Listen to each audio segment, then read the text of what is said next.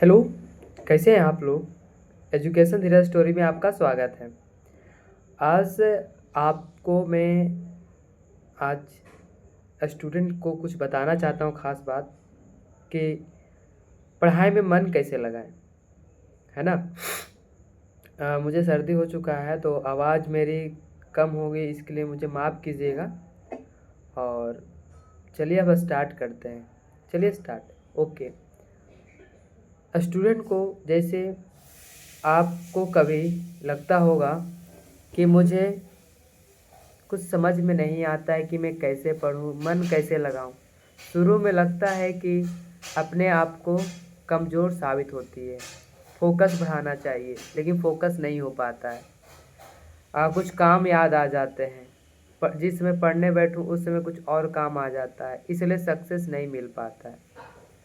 आप जब व्यक्ति किसी ट्यूशन में पढ़ते हैं, जो टीचर तुम्हें पढ़ाता है, ठीक है ना, जो टीचर आपको पढ़ाता है तो उसको आपको केयर करना है सबसे पहली बात, और फोकस करना है कि क्लास में क्या पढ़ाया गया है। मान के चलिए आज हमने पढ़ाया लाइफ प्रोसेस के बारे में।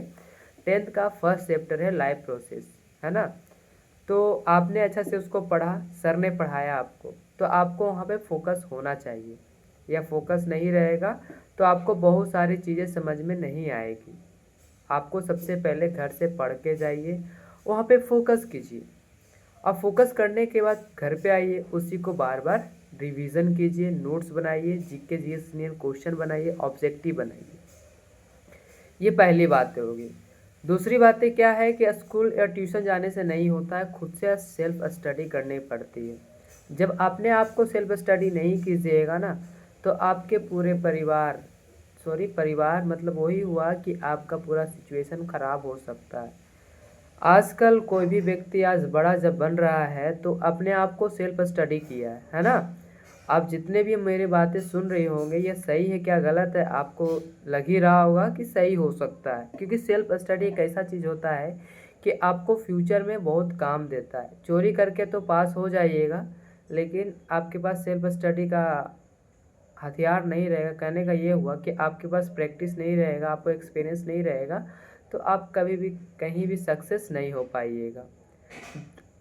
तीसरी बातें क्या है कि अपने लाइफ में कुछ अच्छा करना चाहते हो, मेहनत करना चाहते हो, तो पढ़ाई में मन लगाना ही पड़ेगा। आपके मम्मी पापा बहुत ज़्यादा मेहनत से कमाते हैं, खिलाते हैं, तो आपको पढ़ना चाहिए। आपको पढ़ने के लिए दूर भेजते हैं, दूसरे शहर में पढ़ने के लिए भेजते हैं, तो आप उस चीज़ का फ़ायदा उठाइए कि मेरे मम्मी पापा ने, मैं जो काम कर रहा हूँ, मम्मी पापा जो काम कर रहे हैं वो काम आपको नहीं करा रहे हैं।